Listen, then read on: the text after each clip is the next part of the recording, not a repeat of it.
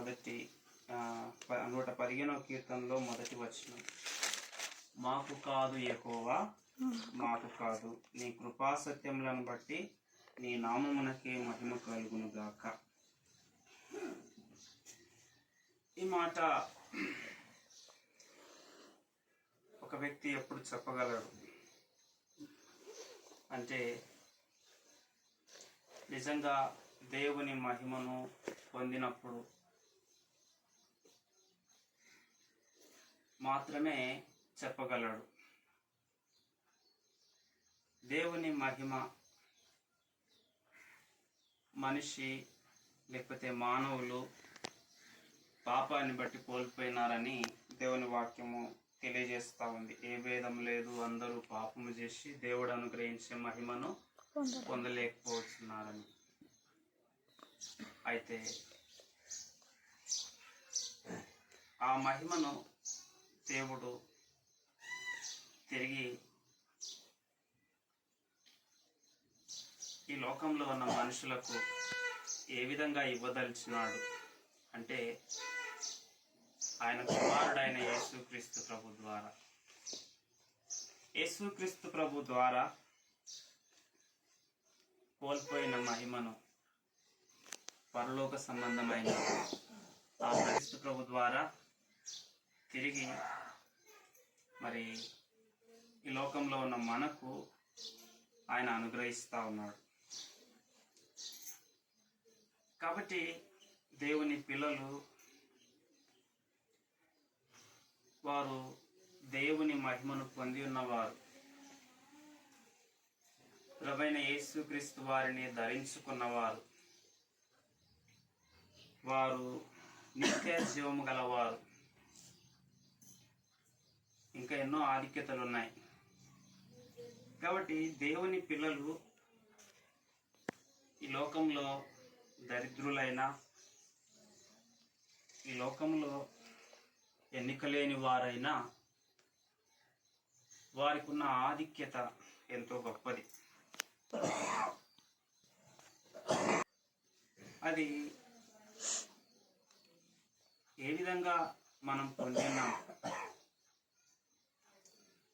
అది క్రియల వలన కలిగింది కాదు. అయితే ఆ మహిమను మనము పొంది ఉన్నాం. ఆ మహిమను ఇప్పుడు మనము అది మనకు అర్థం కావడం లేదు. చూడండి, కీర్తనల గ్రంథం, క్షమించండి, కొరింథీయులకు రాసిన పత్రిక, మగు పరిచర్య రాళ్ళ మీద చెక్కబడిన అక్షరములకు సంబంధించినదైనను మహిమతో కూడినదాయను.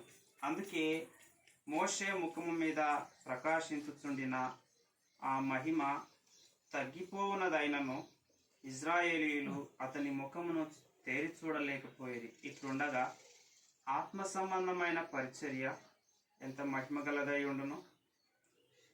శిక్షావిధికి కారణమైన పరిచర్యయే మహిమ కలిగినదైతే, నీతికి కారణమైన పరిచర్య ఎంతో మహిమ కలదగును. 10వ వచనం మనకు కావాల్సింది. 10-11 అత్యధికమైన మహిమ దీని కుండుట వలన ఇంతకు మునుపు మహిమగలదిగా చేయబడినది ఈ విషయంలో మహిమలేనిదాయను. తగ్గిపోవునదే మహిమగలదై ఉండిన ఎడల నిలుచున్నది మరి ఎక్కువ మహిమగలదై ఉండును గదా. ఇక్కడ మహిమ మహిమ అనే మాట మనము చదువుకున్నాం. అయితే ఇవన్నీ నేను వివరించడం లేదు, కానీ ఇక్కడ ఒక విషయాన్ని నేను జ్ఞాపకం చేయాలనుకుంటున్నాను. అదేమిటంటే, మోషే ఆ కాలంలో ఆయన దేవునితో సహవాసం చేసినాడు ఒక 40 దినాలు 40 రాత్రులు. అప్పుడు ఆయన ముఖ చర్మము ప్రకాశించింది. ఆయన ముఖాన్ని చూసేదానికి అనేకులు మరి ఆయన ముఖాన్ని చూడలేని వారిగా ఉన్నారు. అప్పుడు మోషే ఏం చేసినాడంటే, ఆయన ముఖాన్ని కప్పుకున్నాడు. ఎందుకు ఆ ప్రకాశించే ముఖాన్ని కప్పుకున్నాడు అంటే, ఈ మహిమ నిలిచేది కాదు, ఈ మహిమ నిలిచేది కాదని మోషేకు తెలుసు. అందుకే ఆయన ముఖాన్ని కప్పుకున్నాడు. పౌలు ఏమంటున్నాడంటే, ఇప్పుడు నిలిచే మహిమను మేము పొందినాం. ఆ మహిమను పొంది ఆ మహిమ నుండి అత్యధిక మహిమ ఏమనండి 9 అధిక మహిమ చాలాసార్లు చాలా విషయాలను బట్టి మనము సిగ్గుపడుతూ ఉంటాం. కానీ పౌలు ఏమంటున్నాడంటే, మీ ముఖాన్ని మరి మోషేలాగా కప్పుకొనొద్దు అంటున్నాడు. ఎందుకంటే మీరు అత్యధిక మహిమను పొందినారు.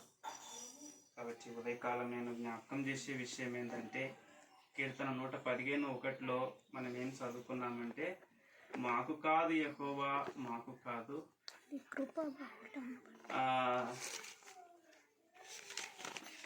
ఏమన్నా ప్రియమైన వాళ్ళారా,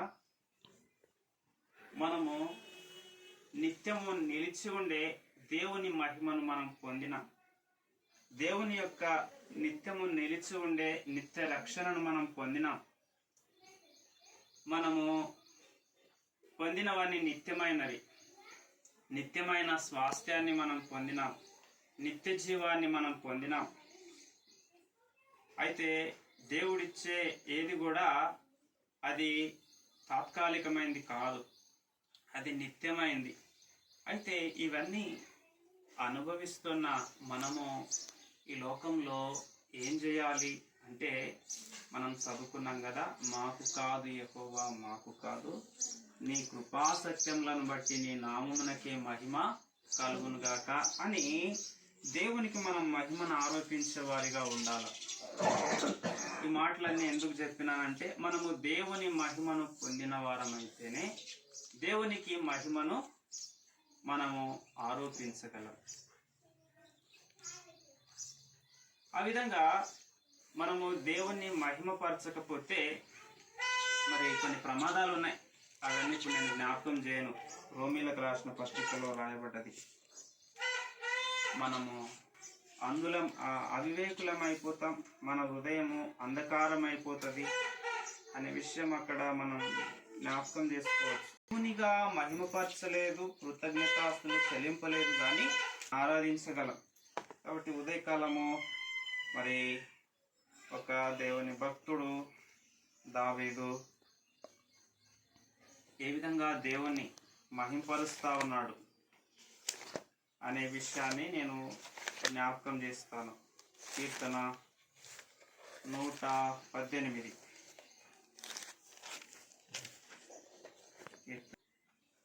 15 నీతిమంతుల గుడారములలో రక్షణను గూర్చిన ఉత్సాహ సునాదము వినబడును. యెహోవా దక్షిణ హస్తము సాహస కార్యములు చేయును. తర్వాత ఇక్కడే కింద 24వ వచనం కూడా చదువుకుంటాం. ఇది యెహోవా ఏర్పాటు చేసిన దినము, దీని యందు మనము ఉత్సహించి సంతోషించదము. తర్వాత 27వ వచనం, యెహోవాయే దేవుడు, ఆయన మనకు వెలుగును అనుగ్రహించున్నాడు. ఉత్సవ బలిపశువును త్రాళ్లతో బలిపీఠపు కొమ్ములకు కట్టుడి. ఇక్కడ నేను చదివిన 3 వచనాల్లో కూడా ఒక మాట కనబడతా ఉంది. అదేంటంటే ఉత్సాహ సునాదము అని 15వ వచనంలో, తర్వాత 24వ వచనంలో ఉత్సహించి సంతోషించదము అంటున్నాడు. 27వ వచనంలో ఉత్సవ బలి పశువు. ఇక నేను జ్ఞాపకం చేయాలనుకున్న తలంపు ఏంటంటే, ఈ భక్తుడైన మరి ఎవరు రాసినారో కీర్తన నాకు తెలియదు, పైన రాయబడలేదు. ఆయన ఏమంటున్నాడంటే, దేవుని గురించి ఉత్సాహ ధ్వని ఆయనలో ఉంది. ఎందుకు ఆ ఉత్సాహ ధ్వని అంటే, మరి మనం అనుకున్నట్టుగా మనం కొన్నిసార్లు ఉత్సాహంగా ఉంటాం. ఈ లోకంలో మనకు కొన్ని దొరికినప్పుడు మనం ఉత్సాహంగా ఉంటాం. కానీ ఈ భక్తుడు ఆయనకు అట్లాంటి ఉత్సాహం లేదు. ఆయనకున్న ఉత్సాహం వేరే. మరి ఆయనకున్న ఉత్సాహం ఏంటి? అసలు ఎందుకు ఉత్సాహ సునాదము నీతిమంతుల గుడారంలో నుండి వస్తుంది అంటున్నాడు? తర్వాత ఉత్సహించి మనం సంతోషిస్తాం అంటున్నాడు. అంటే ఒక కారణం ఉంది. 24వ వచనంలో కనబడతా ఉంది చూడండి. ఇది యెహోవా ఏర్పాటు చేసిన దినము. ఒక దినం ఉందంట, దాని గురించి ఆయన ఉత్సహించి సంతోషిస్తా ఉన్నాడు. ఆయన జీవితంలో ఒక దినం ఉంది. ఏంటి యెహోవా ఏర్పాటు చేసిన దినము? అసలు ఈయన పరిస్థితి ఏంటి అని మనం గమనిస్తే చూడండి, ఇక్కడ ఆయన జీవితంలో దేవుడు ఏం చేసినాడు అంటే చాలా విషయాలు ఉన్నాయి. చూడండి 16వ వచనంలో కింది మధ్య భాగంలో 16వ వచనంలో, యెహోవా దక్షిణ హస్తము మహోన్నతమాయను, యెహోవా దక్షిణ హస్తము సాహస కార్యములు చేయును, నేను చావను, సజీవుడనై యెహోవా క్రియలను వివరించదను. యెహోవా నన్ను కఠినముగా శిక్షించను గాని ఆయన నన్ను మరణమునకు అప్పగింపలేదు. చూడండి, ఈ భక్తుడు వెళ్తున్న పరిస్థితి ఎట్లా ఉందంటే కఠినమైన శిక్ష దేవుడు వేసినాడంట ఆయనకు.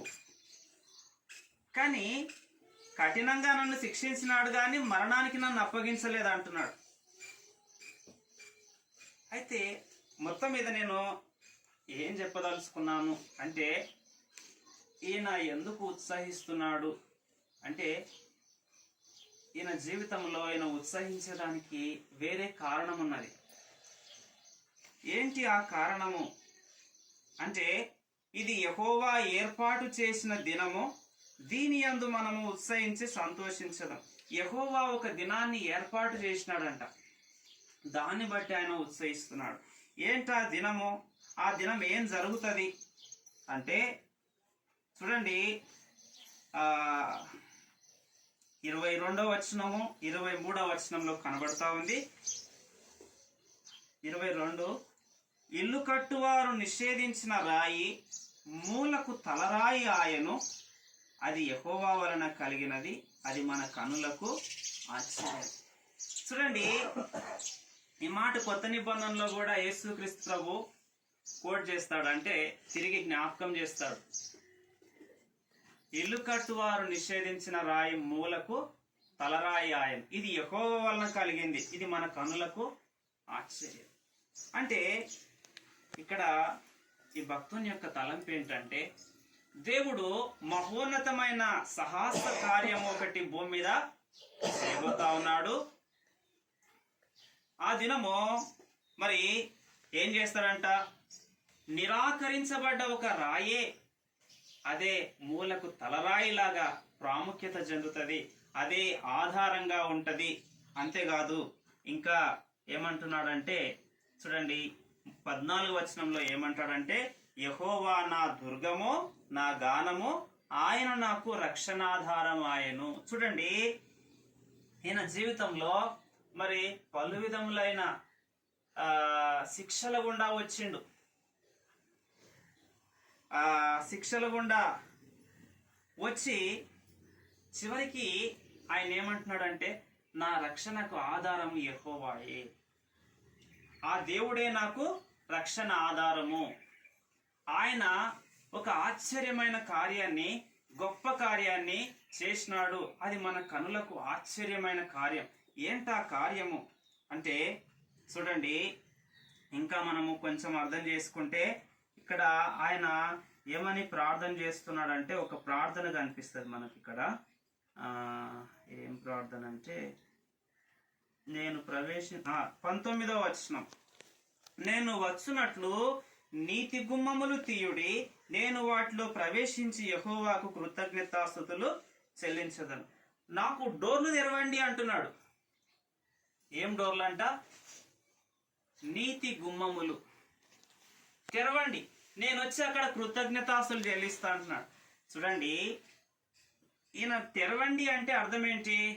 ఈయన బయట ఉన్నాడు. ఆ నీతి గుమ్మాలు తెరవండి.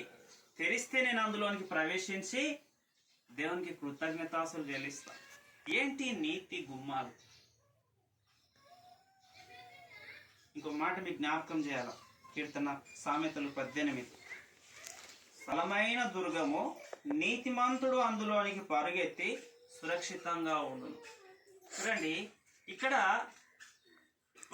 ఒక బలమైన దుర్గం ఉంది. అదేంటంటే యెహోవా నామం అంట. అయితే అందులోనికి నీతిమంతులు ప్రవేశించి సురక్షితంగా ఉంటారంట. ఇప్పుడు కీర్తన 118లో కూడా ఆయన అదే కోరుకుంటున్నాడు. నేను ప్రవేశించున్నట్లు ఆ గుమ్మం తెరవండి, ఆ ద్వారం తెరవండి. అందులో ఎవరు ప్రవేశిస్తారంట? నీతిమంతులు ప్రవేశిస్తారంట. ఎవరి నీతిమంతులు? నీతిమంతులు లేడు, ఒక్కడు లేడని రాయబడ్డది. ఎవరి నీతిమంతులు? అసలు ఏంటా గుమ్మము? ఏంటా నీతి గుమ్మము? అదే యోహాను సువార్తలో రాయబడ్డది 10వ అధ్యాయం.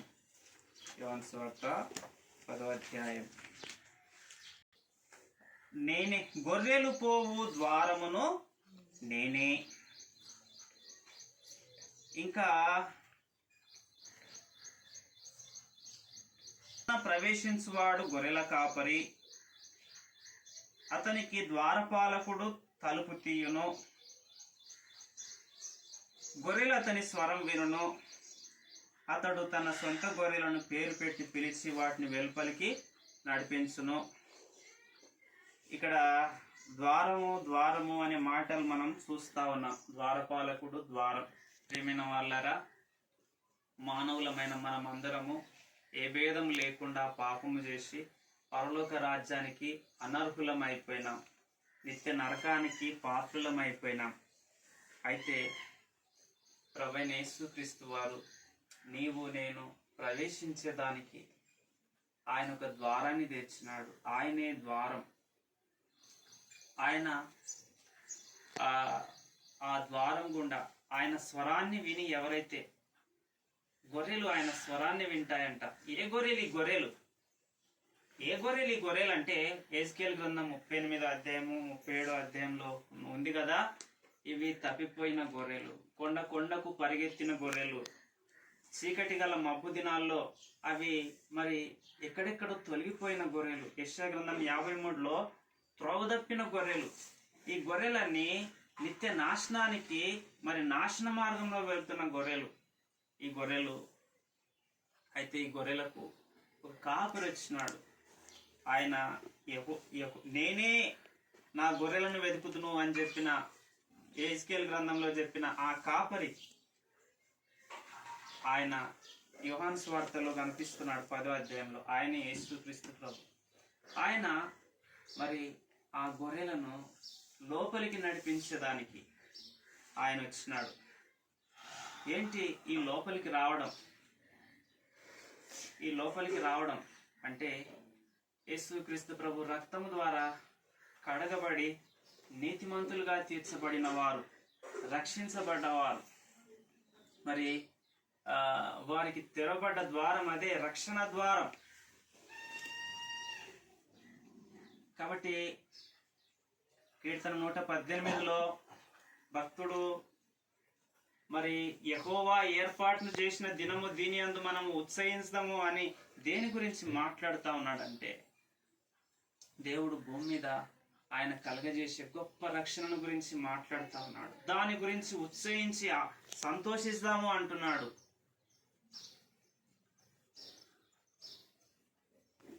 నేను ప్రచునట్లు నీతి గుమ్మములు తీయండి. అయితే ఆ గుమ్మాలు ఎవరు తీసినారు?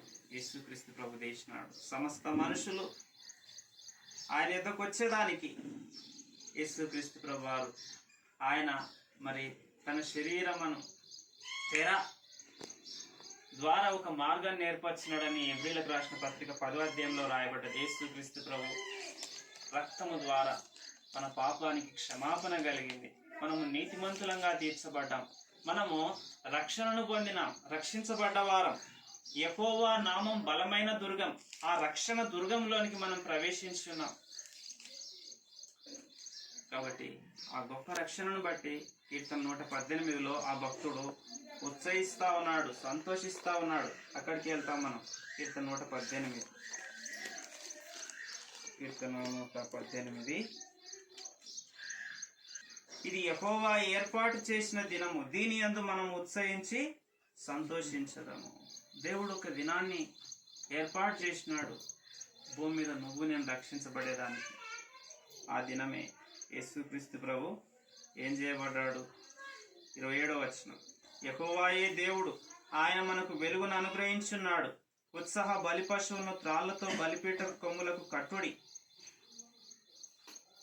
నీవు నా దేవుడవు, నేను నీకు కృతజ్ఞతాస్తులు చెల్లించదను. నీవు నా దేవుడవు, నేను ఘనపరచదను.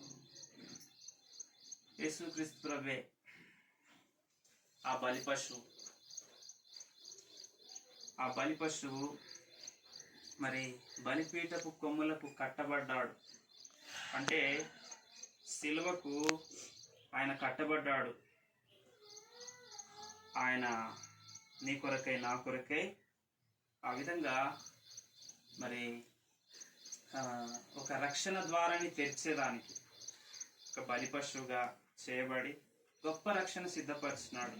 ఆ రక్షణను బట్టి భక్తుడు ఏం చేస్తున్నాడంటే ఉత్సాహ ధ్వని చేస్తున్నాడు. నేను 17వ వచనంలో ఏమంటాడంటే, నేను చావను, సజీవుడనై యెహోవా క్రియలను వివరించుదను. అంటే దేవుడు తన జీవితంలో కలగజేసిన ఆ గొప్ప రక్షణను బట్టి ఆయన క్రియలను, ఆయన సాహస కార్యములను వర్ణిస్తూ ఉన్నాడు. ఇంకా చాలా విషయాలు ఇక్కడ ఉన్నాయి. నేను ఉదయకాలం ఏమి జ్ఞాపకం చేస్తున్నానంటే, దేవుడు మనకు ఆయన గొప్ప రక్షణ ద్వారా మనల్ని చేర్చుకున్నాడు. ఆయన గొప్ప మహిమ మనకి ఇచ్చినాడు. ఈ భక్తుడు కీర్తన 118 రాసిన భక్తుడు ఏమంటున్నాడంటే, ఆ రక్షణను బట్టి, ఆ రక్షణ దినాన్ని బట్టి ఆయన ఉత్సాహ ధ్వని మరి చేస్తానంటున్నాడు. నీతిమంతుల గుడారంలో నుండి రక్షణను గూర్చిన ఉత్సాహ సునాదము వినబడును. కాబట్టి నీతిమంతులు ఎవరు? యేసుక్రీస్తు ప్రభు రక్తము ద్వారా పాపాలు క్షమించబడి నీతిమంతులుగా తీర్చబడ్డవారు. వారు ఆ రక్షణను బట్టి, ఆ రక్షణను గురించి వారు ఉత్సాహ ధ్వని చేస్తారు. ఒకవేళ 118 చివరి వచనం మనం చదువుకున్నాం. 118 కాదు, మౌన స్థితిలోనికి దిగిపోవారును యెహోవాను స్తుతింపరు. మేమైతే ఇది మొదలుకొని నిత్యం యెహోవాను స్తుతించదము, యెహోవాను స్తుతించడు. కాబట్టి మనము దేవుని స్తుతించకపోతే మౌన స్థితిలోనికి దిగిపోతాం. కాబట్టి అదే కాలము మనము దేవుని కొద్ది సమయము ఆరాధిస్తాం.